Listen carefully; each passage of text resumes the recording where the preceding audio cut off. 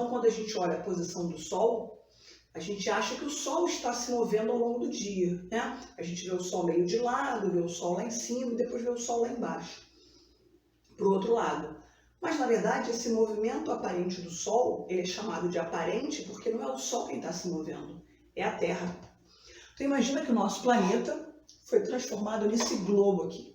Eu separei essa varetinha para a gente poder entender o que acontece. Então, a minha luminária, nesse caso, vai representar o Sol, tá? Como a gente já sabe, né, quem gira é o planeta e não o Sol. Então, observe o que acontece aqui com o palito e a sombra que ele produz enquanto eu faço uma representação do movimento de rotação, onde a Terra gira ao redor dela mesma. Então, seria mais ou menos isso daqui. Acompanha comigo a posição da sombra.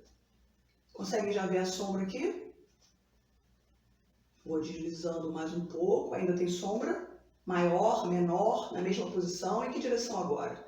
E vou indo para o lado de lá. Então, o que eu quero que vocês percebam?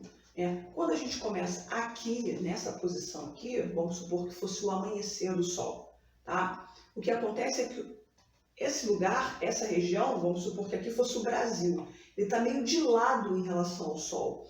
Então, na verdade, quando a gente vê o Sol parecendo estar lá embaixo, na verdade, a gente está vendo o Sol de lado. À medida que a gente vai girando, né, fazendo um movimento de rotação e indo na direção do Sol, aqui vai sendo produzida uma sombra. Então, no amanhecer, essa sombra é bem comprida, bem esticadinha.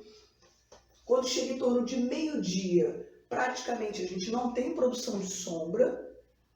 E à medida que a gente vai para o entardecer, essa sombra vai aumentando de tamanho até que a gente chegue para o lado em que é noite e a gente não vai ter mais a produção da sombra. Então, na verdade, quando a gente fala em movimento aparente do Sol, a gente está dizendo que o nosso planeta está girando e a gente fica aqui dentro, olhando lá para fora, com a impressão de que é o Sol quem se movimenta.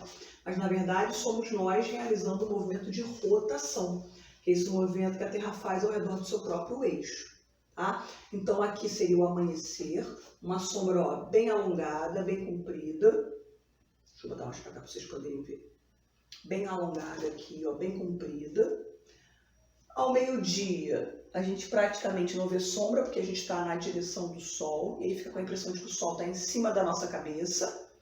E à medida que a gente continua o movimento de rotação, essa sombra vai ficando cada vez mais comprida, seria o entardecer, até que ela desapareça.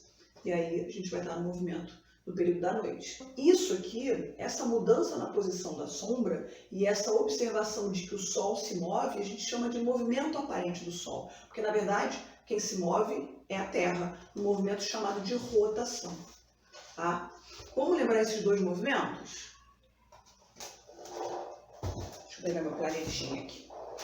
Fica paradinho. Obrigada. Então, aqui está o nosso planeta.